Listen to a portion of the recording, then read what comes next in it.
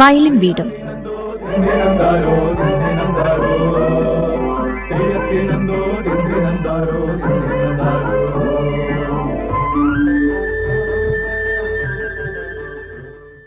നമസ്കാരം പ്രിയ ശ്രോതാക്കളെ.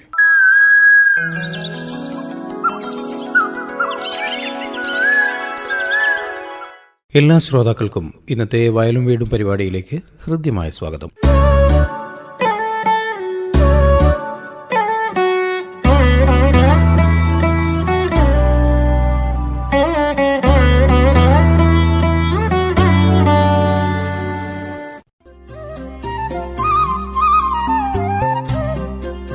ഒരു കലാകാരനായി അറിയപ്പെടുക, അതും വ്യത്യസ്തമായ തൻ്റെ ഒരു സൃഷ്ടിയിലൂടെ നാടും കൂട്ടുകാരും അംഗീകരിക്കുകയും അഭിനന്ദനങ്ങളുമായി കൂട്ടിനെത്തുകയും ചെയ്യുക എന്നത് ഒരാളെ സംബന്ധിച്ച് മനസ്സിന് ആനന്ദവും അഭിമാനവും പകരുന്ന ജീവിത നിമിഷങ്ങളാണ്.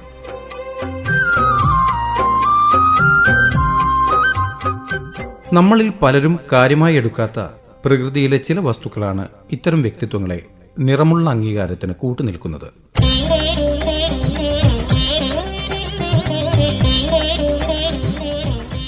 ഈർക്കിൽ എന്ന വസ്തുവിൽ നിന്നും വിലയേറിയ കലാരൂപങ്ങൾ സൃഷ്ടിച്ചുകൊണ്ട് ഏവരെയും അത്ഭുതപ്പെടുത്തുന്ന പ്രതിഭയായി യാത്ര തുടരുന്ന ഒരാളാണ് ഇന്ന് വയലും വീടും പരിപാടിയിൽ തന്റെ അനുഭവങ്ങൾ പങ്കുവയ്ക്കാനായി കൂടെയുള്ളത്.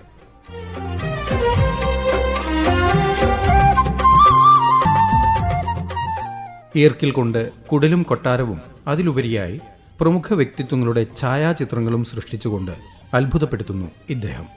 കോഴിക്കോട് ജില്ലയിലെ വളയം സ്വദേശിയും അതോടൊപ്പം തന്നെ ഒരു കാലത്ത് കായിക മേഖലയിലും കഴിവ് തെളിയിച്ച ശ്രീ മഹേശനാണ് ഇന്ന് നമ്മോടൊപ്പമുള്ളത്. മഹേഷിന് ഇന്നത്തെ വയലും വീടും പരിപാടിയിലേക്ക് ഹൃദ്യമായി സ്വാഗതം ചെയ്യുന്നു. നമസ്കാരം. തെങ്ങോലയിലെ ഈർക്കിൽ ഉപയോഗിച്ച് തിളക്കമാർന്ന വ്യത്യസ്ത തരത്തിലുള്ള ഒരു കലാസൃഷ്ടി. എങ്ങനെയാണ് മഹേശൻ ഈ ഒരു ചിന്തയിലേക്ക് വരാനുണ്ടായ സാഹചര്യം? 2020 കാലഘട്ടത്തിൽ നമ്മുടെ നാടിനെ ആകെ ഭീതിയിലാക്കിയ കൊറോണ. ആ കൊറോണ വ്യാപകമായ സമയത്ത് അടച്ചുപൂട്ടിനോടനുബന്ധിച്ച് പുറത്തിറങ്ങാൻ കഴിയാത്തൊരവസ്ഥ. അങ്ങനെ വെറുതെ സമയം പോക്കാൻ വേണ്ടി ഈർക്കിൽ കൊണ്ട് കലാരൂപങ്ങൾ ഉണ്ടാക്കാൻ തുടങ്ങി. അങ്ങനെയാണ് തുടക്കം. അങ്ങനെ ഒന്ന് ഉണ്ടാക്കിയതിന് ശേഷം പിന്നെ അതിൽ താല്പര്യം കൂടി അങ്ങനെ പിന്നെ കൂടുതലായി ചെയ്യാൻ തുടങ്ങി. ആദ്യം ചെയ്ത ഒരു കലാരൂപം എന്താണ്? ആദ്യം ചെയ്ത കലാരൂപം എന്ന് വെച്ചാൽ ട്രോഫിയാണ്. അതായത് കായിക ഇനത്തിലെല്ലാം ട്രോഫികളുണ്ട്. അത് നോക്കി ഒന്ന് ചെയ്യാനാവുമെന്ന് നോക്കി അങ്ങനെ കായിക മേഖലയിൽ തങ്ങൾക്ക് കിട്ടിയ ട്രോഫി, ആ ട്രോഫി കണ്ടിട്ട് അതിൻ്റെ ഒരു രൂപം ഈർക്കിൽ ചെയ്യാൻ ശ്രമിച്ചു. അത് വിജയകരമായി. തുടക്കം ഒരു ട്രോഫിയിലൂടെയാണ്. പിന്നീട് അങ്ങോട്ട് വീട്, കസേര, നിലവിളക്ക്, കിണ്ടി മുതലായവയെല്ലാം ഉണ്ടാക്കിയിട്ടുണ്ട്. അപ്പോൾ ഇതിൽ ഇത്രയും ചെയ്ത കലാരൂപങ്ങളിൽ ഏതാണ് കൂടുതൽ ബുദ്ധിമുട്ടായിട്ട് തോന്നിയിട്ടുള്ളത്? വീട് വളരെ റിസ്ക് എടുത്താണ് ചെയ്തത്. കിണ്ടിയും അത് വളരെ റിസ്ക്കാണ്. അതിനുള്ള ഈർക്കിലുണ്ട്. അപ്പോൾ പഠനകാലത്ത്, അതായത് ചെറിയ പ്രായത്തിൽ തന്നെ ഇത്തരത്തിലുള്ള കലാപരമായ കഴിവുകൾ താല്പര്യം പ്രകടിപ്പിച്ചിട്ടുണ്ടായിരുന്നോ? താല്പര്യം ഉണ്ടായിരുന്നു, പക്ഷേങ്കിൽ അതിനുള്ള ഒരു സാഹചര്യമില്ല. പൂവമ്പയിൽ LP സ്കൂളാണ് പഠിച്ചത്. അവിടുന്ന് കായികപരമായിട്ട് അവിടുന്ന് തന്നെ ഉയർച്ചയുണ്ടായിരുന്നു. പക്ഷേ കലാപരമായിട്ട് പ്രോത്സാഹനം നൽകാനൊന്നും ആരുമില്ല. അതങ്ങനെ നീണ്ടുപോയി. നല്ലോണം വരക്കുമായിരുന്നു, ചെറുപ്പത്തിലേ വരക്കുമായിരുന്നു. പക്ഷേ ഗുരുതാത്മാർന്നുമില്ല. അപ്പോൾ വരയിൽ നിന്നുള്ള ഒരു പ്രചോദനം ഇതുപോലുള്ള കലാസൃഷ്ടികളിലേക്ക്, ഇതുപോലുള്ള കലാരൂപങ്ങളിലേക്ക് ഒരു പ്രോത്സാഹനമായി. അതെ.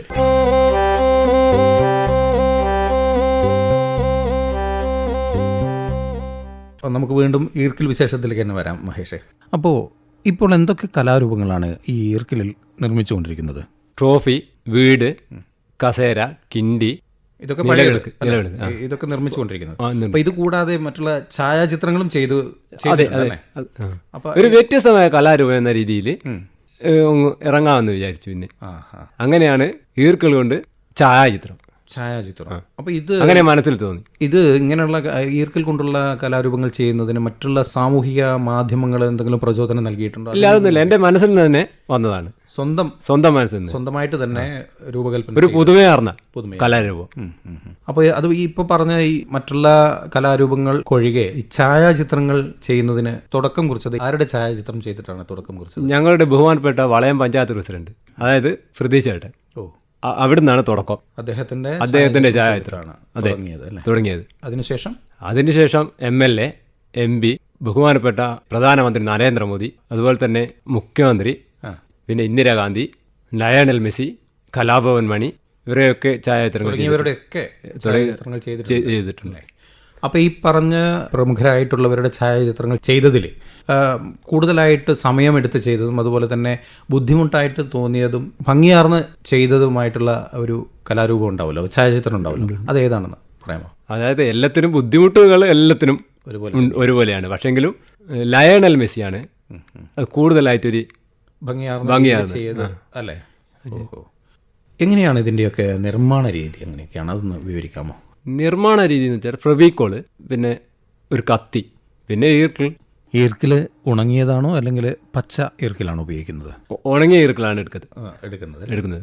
അപ്പോൾ ഇതിന് ഓരോ കലാരൂപങ്ങൾക്കനുസരിച്ച് കട്ട് ചെയ്തിട്ടാണോ ഇതിൻ്റെ നിർമ്മാണ രീതി? എങ്ങനെയൊക്കെയാണിത്? ക്യാൻവാസിൽ ഒട്ടിക്കുക, കട്ടിയുള്ള ക്യാൻവാസിലായിട്ട് ഒട്ടിക്കുക ഛായാചിത്രങ്ങൾ. മറ്റുള്ളവ നമ്മൾ അതേ രൂപത്തിൽ നോക്കിയിട്ട് ഒട്ടിച്ച് വരിക. ഇപ്പോൾ ഛായാചിത്രങ്ങൾ ചെയ്യുമ്പോൾ എന്തൊക്കെയാണ് ചെയ്യുന്നത്? അതിൻ്റെ എന്തൊക്കെ? ക്യാൻവാസിന്മേൽ അളവെടുത്തിട്ട് ഒട്ടിച്ചിട്ട് എന്നതിന് ശേഷം വാട്ടർ കളർ ഉപയോഗിച്ച് രൂപങ്ങൾ തയ്യാറാക്കും.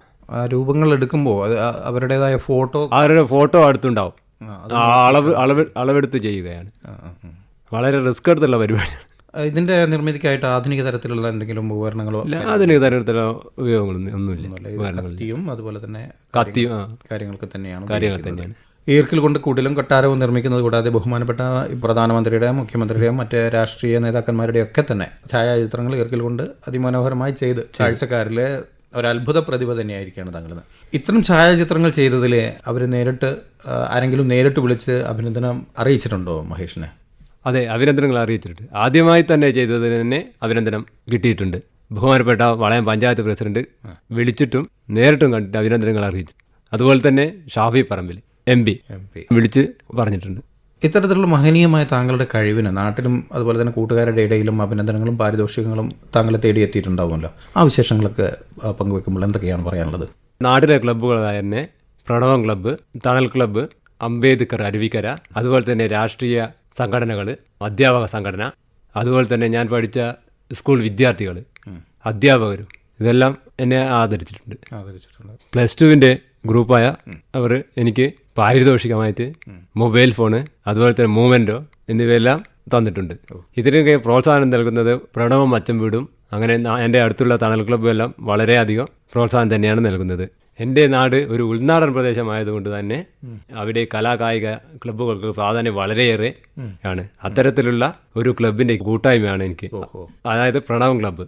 ആ ക്ലബിന് 2022-23 യുവജന കേന്ദ്ര മന്ത്രാലയത്തിൻ്റെ സംസ്ഥാനത്തെ ഏറ്റവും മികച്ച ക്ലബിനുള്ള പുരസ്കാരവും ഞാൻ പ്രതിദാനം ചെയ്യുന്ന പ്രണവം ക്ലബിന് നേടിയെടുക്കാൻ കഴിഞ്ഞിട്ടുണ്ട്. അപ്പോൾ ആ ക്ലബിൻ്റെ അതിൻ്റെ ഒരു അംഗം കൂടിയാണ് ഞാൻ. ആ ക്ലബിൻ്റെ ഒരു അംഗം കൂടിയാണ്. പിന്നെ അതുപോലെ തന്നെ എനിക്ക് ഇത് ജനങ്ങളിലേക്ക് എത്തിക്കുന്നതിന് മറ്റുള്ള സാമൂഹിക മാധ്യമം കൂടിയും എൻ്റെ സുഹൃത്തുക്കൾ ഇങ്ങനെയുള്ള കലാസൃഷ്ടികൾ പ്രചരിപ്പിക്കുന്നുണ്ട്. അത് എനിക്ക് കിട്ടിയ വലിയ അംഗീകാരം കൂടിയാണ്. അപ്പോൾ മഹേശൻ, ഇനി മറ്റൊരു വിശേഷത്തിലേക്ക് പോവാം. താങ്കൾ പഠനകാലത്ത് നല്ലൊരു കായിക താരം കൂടിയായിരുന്നു എന്ന് അറിയാൻ കഴിയുന്നു. എത്ര ദൂരം ഓടിക്കഴിഞ്ഞാലും കിതപ്പണരാത്ത ഒരു അത്ഭുത പ്രതിഭ കൂടിയാണ് താങ്കൾ എന്ന് കേട്ടിട്ടുണ്ട്. ആ ഒരു വിശേഷത്തിലേക്ക് കടക്കുമ്പോൾ എന്താണ് അതിനെക്കുറിച്ച് പറയാനുള്ളത്? അതെ, LP സ്കൂൾ മുതലേ ഞാൻ കായികമേളയിൽ തന്നെ സജീവ സാന്നിധ്യമായിരുന്നു. പിന്നെ +2 വരെയുള്ള ഇതിൽ എല്ലാ വർഷവും കായികപരമായിട്ട് പോകാറുണ്ട്. അതിലൊക്കെ സമ്മാനങ്ങൾ, അതിലൊരു വ്യക്തിഗത ചാമ്പ്യൻഷിപ്പ് നേടും. ജില്ല, സംസ്ഥാന തലം വരെയെല്ലാം പോകാറുണ്ട്. അതുകൂടാതെ സ്കൂൾ തലം വിട്ടതിന് ശേഷം കേരളോത്സവം, അതായത് പ്രണവം ക്ലബിന് കേന്ദ്രീകരിച്ച് വ്യക്തിഗത ചാമ്പ്യൻഷിപ്പ് നേടാനും കഴിഞ്ഞിട്ടുണ്ട്. അപ്പോൾ കലാപരമായിട്ടുള്ള കഴിവുകൾ കൂടാതെ കായികപരമായിട്ടും താങ്കൾ ഒരു പ്രതിഭ തന്നെയാണെന്നുള്ളതാണ് പറയാനുള്ളത്. കായികപരമായിട്ടാണ് ആദ്യം ഞാൻ വളർന്നു വന്നത്. ഈ കൊറോണ കാലത്താണ് കലാസൃഷ്ടിയിലേക്ക് വന്നത്. ഇങ്ങനെയുള്ളൊരു കലാപരമായിട്ടുള്ള സൃഷ്ടിയിലേക്ക് ഉയർന്നു വന്നത്. അതിൻ്റെ മുന്നേ തന്നെ ഞാൻ കായികപരമായിട്ട് എല്ലാവരും അറിയപ്പെട്ടിരുന്നു. കായികപരമായിട്ട് ക്രോസ് കൺട്രിയിൽ റോഡ് കൂടിയാണ് ഓടല്. അതായത് 5 കിലോമീറ്റർ കല്ലുനിര ടൗണിൽ നിന്നും വളയം ടൗണിലേക്ക് അതിൽ 1ാം സ്ഥാനമായിരിക്കും. ഈ കേരളത്തിന്റെ ഭാഗമായിട്ടുള്ള ഹോസ്റ്റ് കൺട്രിയാണ്. അപ്പോൾ പഠനവും കാര്യങ്ങളൊക്കെ എങ്ങനെയാണ്? ഏതുവരെ പഠിച്ചിട്ടുണ്ട് മഹേഷ്? ഡിഗ്രി വരെ പഠിച്ചിന്, ഡിഗ്രി ഫസ്റ്റ് ഇയർ വരെ. അത് സാമ്പത്തിക പ്രതിസന്ധി കാരണം പഠനം നിർത്തേണ്ടി വന്നു. അപ്പോൾ ഇത് കൂടാതെ വേറെ എന്തൊക്കെ ജോലികളാണ് താങ്കൾ ചെയ്യുന്നത്? ഞാൻ മെയിനായിട്ട് കാർഷിക മേഖലയിലെ പണിയാണ് ചെയ്യുന്നത്. അതായത് താങ്കൾ ഇത്രയും കലാപരമായിട്ടുള്ള കാര്യങ്ങളും കായികപരമായിട്ടുള്ള കഴിവുകളും ഉള്ളതുപോലെ താങ്കൾ ഒരു കർഷകൻ കൂടിയാണ്. ഓഹോ. എന്തൊക്കെയാണ് കാർഷിക മേഖലയിൽ തന്നെയാണ് ഞാൻ ജോലി ചെയ്യുന്നത്. എന്തൊക്കെയാണ് കാർഷിക മേഖലയിൽ എന്തൊക്കെയാണ് താങ്കളുടെ വിശേഷം പറയാൻ? ഞാൻ ജനിച്ചതും ഒരു കാർഷിക കുടുംബത്തിൽ തന്നെയാണ്. അച്ഛനും അമ്മയും കർഷകരാണ്. അതുകൊണ്ട് തന്നെ ഞാനും ആ കാർഷിക രീതിയിൽ തന്നെ ഇപ്പോഴും മുന്നോട്ട് പോകുന്നു.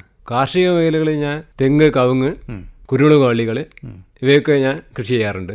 അതുപോലെ തന്നെ ചേമ്പ്, ചേന, ഇഞ്ചി, മഞ്ഞൾ, പച്ചമുളക്, വീട്ടിൽ ആവശ്യങ്ങൾക്കുള്ള എല്ലാ സംഗതികളും ഞാൻ കൃഷി ചെയ്ത് ഉണ്ടാക്കാറുണ്ട്. അത് ജൈവവളം ഉപയോഗിച്ചാണ്, രാസവളം ഉപയോഗിക്കാറില്ല. രാസവളം ഉപയോഗിക്കാറേയില്ല. അപ്പം ജൈവവളം ഉപയോഗിച്ച് തന്നെയാണ് കൃഷി ചെയ്ത് വരുന്നത്. പക്ഷേങ്കിൽ വേറൊരു പ്രശ്നം, മലയോര മേഖല ആയതുകൊണ്ട് പന്നി, കുരങ്ങന്റെ ശല്യം ഇവയൊക്കെ രൂക്ഷമായിട്ടുണ്ട്. അതുകൊണ്ട് തന്നെ വളരെ ഇത്തരം വിളകൾ ഉത്പാദിപ്പിച്ചെടുക്കാൻ ബുദ്ധിമുട്ട് തന്നെ. എനിക്ക് പറയാനുള്ളത്, നമ്മൾ ആദ്യം മണ്ണിനെ അറിയണം. മണ്ണിനെ അറിഞ്ഞ് വിത്തെറിഞ്ഞാൽ നല്ല വിളവ് ലഭിക്കും എന്നുള്ളത് ഒരു സത്യം തന്നെയാണ്. അതിന് നമ്മൾ ആദ്യം ചെയ്യേണ്ടത് മണ്ണ് പരിശോധന നടത്തുക. മണ്ണ് പരിശോധിച്ചതിന് ശേഷം എന്താണോ കുറവുള്ളത് എന്ന് നോക്കി വളങ്ങൾ ചേർത്ത് കൊടുത്താൽ പച്ചക്കറിയും മറ്റും എന്ത് വിളകളും നല്ല വിളവ് ലഭിക്കും എന്നാണ് എനിക്ക് പറയാനുള്ളത്. അതുപോലെ തന്നെ ഈ കുരുമുളക്, അതുപോലെ തെങ്ങ്, കവുങ്ങ് ഇതിനൊക്കെ തന്നെ ജൈവവള പ്രയോഗം തന്നെയാണ്. ജൈവവള പ്രയോഗം തന്നെ. അപ്പം അതിന് പരിചരണവും കാര്യങ്ങളൊക്കെ ശ്രദ്ധിക്കുമ്പോൾ ഇതുപോലുള്ള കലാപരമായിട്ടുള്ള കായികപരമായിട്ടുള്ള കാര്യങ്ങൾക്കൊക്കെ എങ്ങനെയൊക്കെയാണ് താങ്കൾ ഇങ്ങനെ സമയം കണ്ടെത്തുന്നത്? അതെന്ന് വെച്ചാൽ ഈ കലാസൃഷ്ടികളെല്ലാം ചെയ്യുന്നത് ഇതിനു പുറമേ മാത്രമാണ്. ആ ജോലി കഴിഞ്ഞതിന് ശേഷം, അതായത് രാത്രി കാലങ്ങളിൽ, വൈകുന്നേരം എന്നിവയാണ് കലാസൃഷ്ടികൾ ചെയ്യാനെടുക്കുന്നത്. ഇതുപോലുള്ള കലാസൃഷ്ടികളൊക്കെ ചെയ്തെടുക്കുന്നത്. അപ്പോൾ നമുക്ക് വീണ്ടും ഈർക്കിലിൻ്റെ വിശേഷത്തിലേക്ക് വരുമ്പോൾ ഇപ്പോൾ അവസാനമായിട്ട് ചെയ്ത ഈർക്കിൽ കലാസൃഷ്ടി ഏതാണ്? അവസാനമായിട്ട് ചെയ്തത് വടകര MP ഞങ്ങളുടെ തന്നെ ഷാഫി പറമ്പിലിന് അവസാനമായി ചെയ്തത്. ഓഹോ. അദ്ദേഹം നേരിട്ട് വിളിച്ച് അഭിനന്ദിക്കുകയും ചെയ്തിട്ടുണ്ട് ഇത് കണ്ടിട്ടല്ലേ? ഇതിൻ്റെ ഭാഗമായിട്ട് പുതുതായിട്ട് എന്തെങ്കിലും ഓർഡറുകൾ താങ്കളെ തേടി വന്നിട്ടുണ്ടോ? വന്നിട്ടുണ്ട്. സുഹൃത്തിൻ്റെ മകൾ ലണ്ടനിലാണുള്ളത്.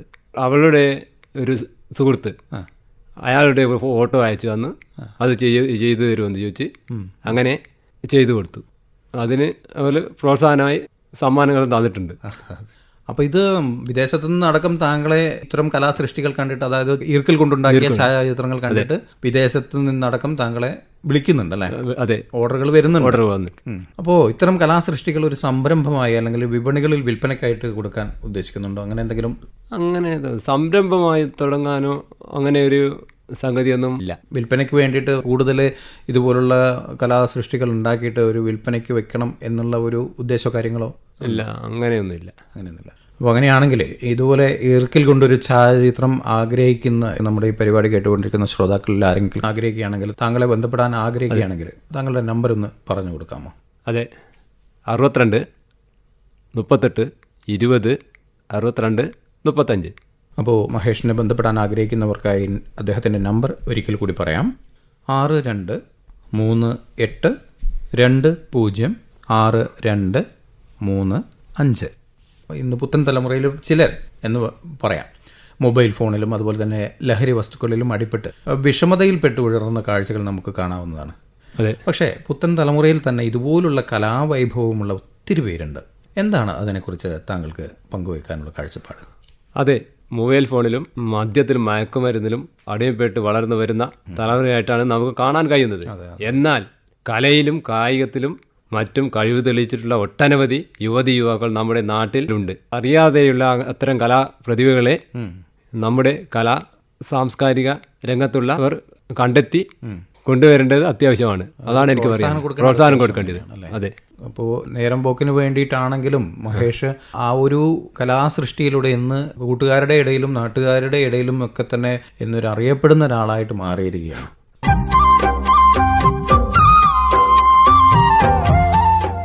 എന്തായാലും ഈർക്കിൽ കൊണ്ട് വ്യത്യസ്തമായ കലാരൂപങ്ങൾ സൃഷ്ടിക്കുകയും അതോടൊപ്പം തന്നെ നല്ലൊരു കായിക താരവും ഒരു കർഷകനും കൂടിയായിട്ടുള്ള ഒരാളെയാണ് നമ്മളിന്ന് പരിചയപ്പെട്ടത്. മഹേഷിന് ഇനിയും ഇതുപോലുള്ള കലാമേഖലയിലും കാർഷിക മേഖലയിലും നിങ്ങളുടെ പ്രവർത്തനങ്ങൾ നല്ല രീതിയിൽ മുൻപോട്ട് പോകട്ടെ എന്ന് ആശംസിക്കുന്നു. ഇത്രയും നേരം താങ്കളുടെ അനുഭവങ്ങൾ പങ്കുവച്ചതിന് വയലും വീടും പരിപാടിയുടെ പ്രത്യേക നന്ദി രേഖപ്പെടുത്തുന്നു. നമസ്കാരം.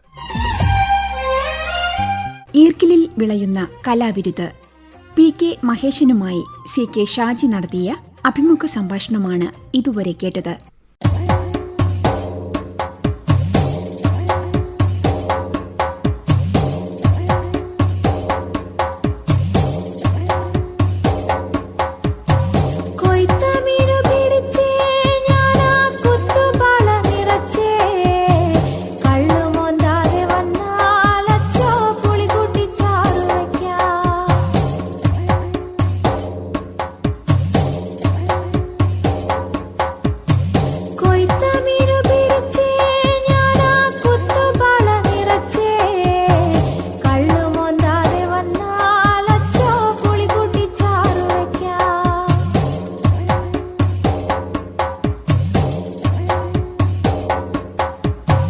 കള്ളു പനങ്ങളാടി കുട്ടേ തുള്ളി മുന്നിട്ടുള്ളുട്ടോ കാല് നിലത്തുറച്ച കണ്ണേ കാലത്തന്നെ ചമര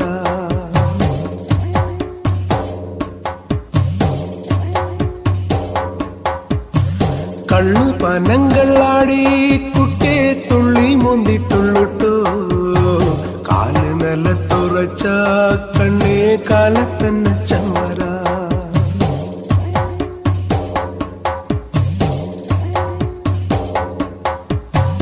പള്ള പയിക്കണുണ്ടോ കുഞ്ഞേ വെള്ളം തേവിക്കഴിഞ്ഞേ കഞ്ഞി വെക്കാനായിട്ട് കുഞ്ഞേ അമ്മെന്തു ചെയ്തതടി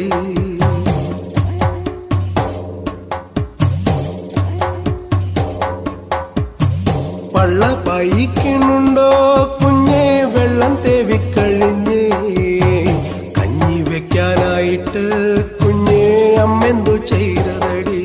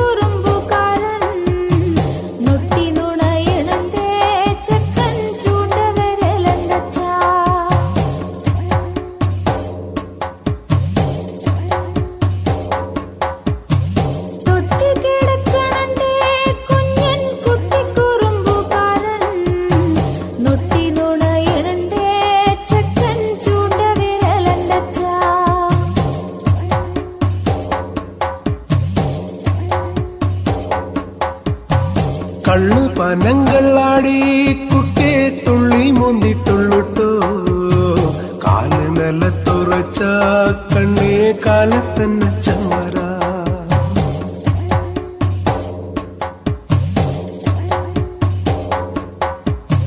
നെല്ല് പുഴുങ്ങണട്ടോ കുഞ്ഞേ കുന്താണി കുത്തണട്ടോ കൈതോലപ്പായ നിർത്തി കുഞ്ഞേ അമ്മ കിടന്നു കേട്ടോ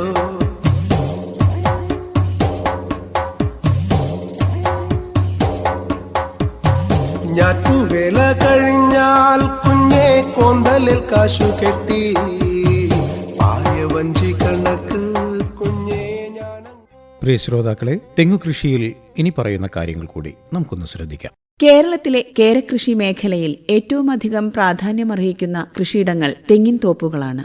തെങ്ങിൻ തോപ്പിൽ നിന്നുള്ള ആദായത്തെക്കുറിച്ച് പറയുമ്പോൾ ഇടവിള കൃഷി ചെയ്യുന്ന തെങ്ങിൻ തോപ്പിൽ നിന്ന് കൂടുതൽ ആദായം ലഭിക്കുന്നുവെന്ന് മനസ്സിലാക്കാം. കർഷകന്റെ ആദായത്തെ ബാധിക്കുന്ന ഏറ്റവും വലിയ ഘടകം ഉൽപ്പന്നത്തിന് വിപണിയിൽ ലഭിക്കുന്ന വിലയാണ്. ഇടവിള കൃഷിക്ക് അനുയോജ്യമായ സവിശേഷതകളാണ് തെങ്ങിനുള്ളത്. തെങ്ങ് ചുരുങ്ങിയ തോതിൽ മാത്രമേ മണ്ണിൽ നിന്ന് പോഷകമൂലകങ്ങൾ വലിച്ചെടുക്കുകയുള്ളൂ. തെങ്ങിന്റെ വേരുപടലം 2 മീറ്റർ അർദ്ധവ്യാസത്തിലും 1.2 മീറ്റർ ആഴത്തിലും കേന്ദ്രീകരിച്ചിരിക്കുന്നതുകൊണ്ട് തന്നെ 7.5 ഗുണം 7.5 മീറ്റർ അകലത്തിൽ നട്ട തെങ്ങ് മൊത്തം സ്ഥലത്തിന്റെ 25% മാത്രമേ ഉപയോഗിക്കുന്നുള്ളൂ. ബാക്കി ഭാഗം ഇടവിള കൃഷിക്ക് ഉപയോഗിക്കാം.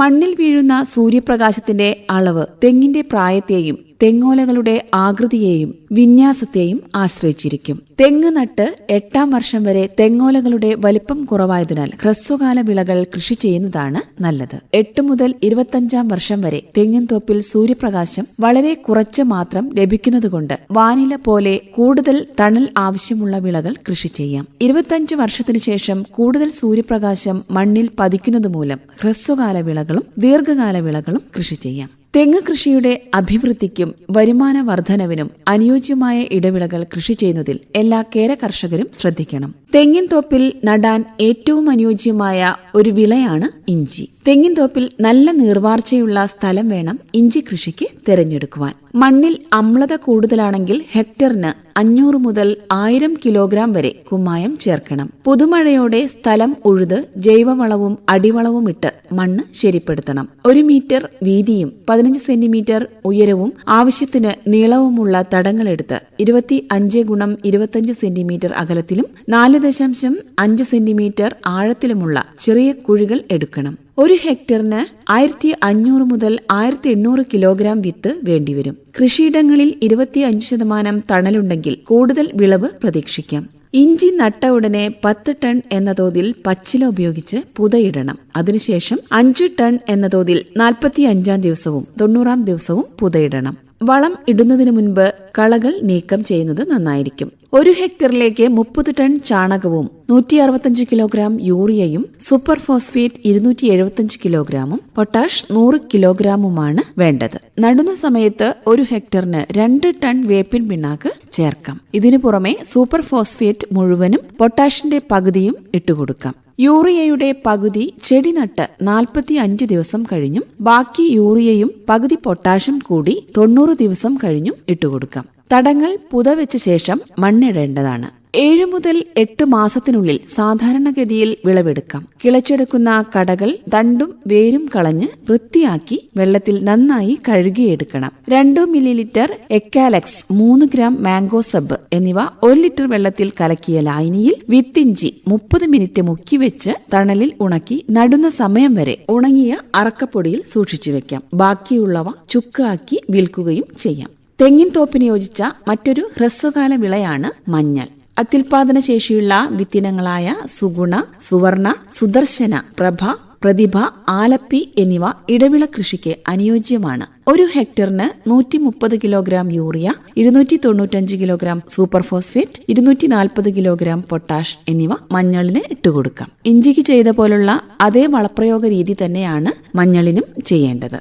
മറ്റൊരു ഇടവിള കൃഷിയാണ് കുരുമുളക്. തെങ്ങുകൾക്കിടയിലുള്ള സ്ഥലത്ത് താങ്ങുകൾ നട്ടും തെങ്ങിൽ പടർത്തിയും കുരുമുളക് വള്ളി ഇടവിളയായി കൃഷി ചെയ്യാം. പുതുമഴ ലഭിക്കുന്നതോടെ മുരിക്ക്, കിളിഞ്ഞിൽ, ശീമക്കൊന്ന എന്നിവ 3 മീറ്റർ അകലത്തിൽ കുഴിച്ചിടണം. താങ്ങുകാലുകൾ നട്ട സ്ഥലത്ത് 50 ഗുണം 50 ഗുണം 50 സെന്റിമീറ്റർ വലിപ്പമുള്ള കുഴികൾ എടുക്കണം. കുഴിയിൽ 5 കിലോ ചാണകപ്പൊടിയും മേൽമണ്ണുമിട്ട് കുഴികൾ മൂടാം. കുഴിയിൽ 1 കിലോ വേപ്പിൻ പിണ്ണാക്കും 50 ഗ്രാം ട്രൈക്കോഡെർമയും ചേർക്കുന്നത് നല്ലതാണ്.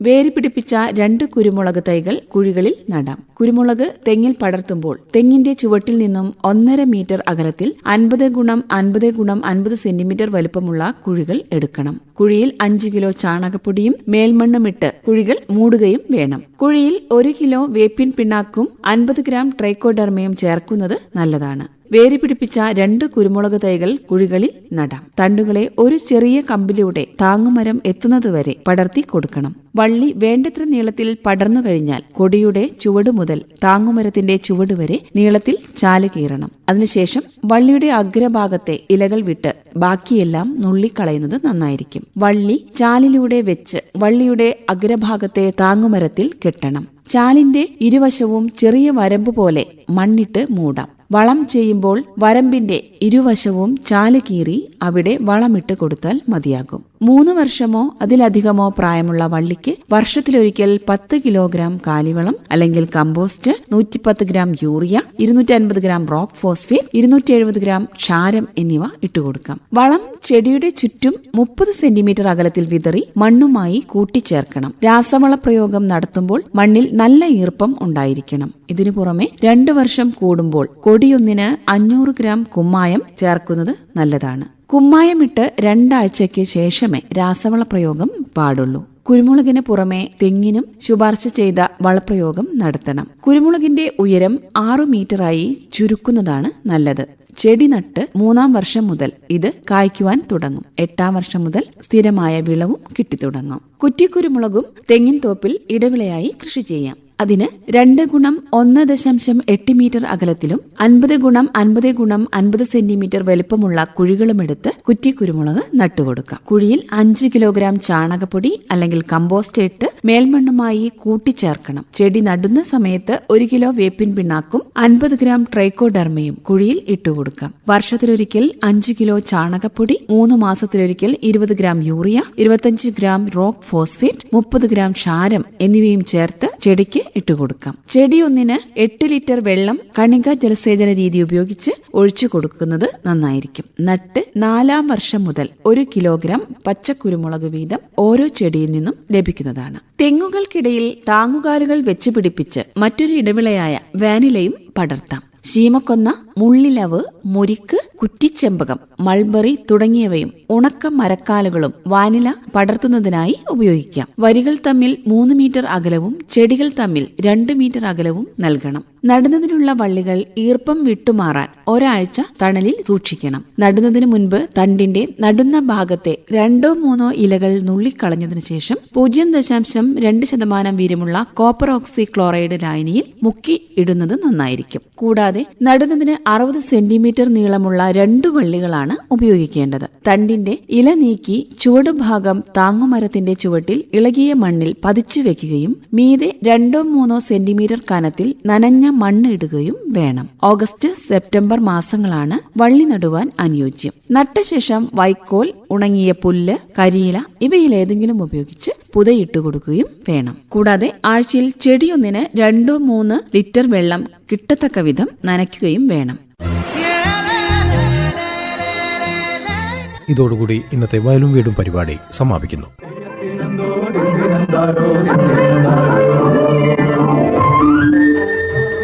വയലും വീടും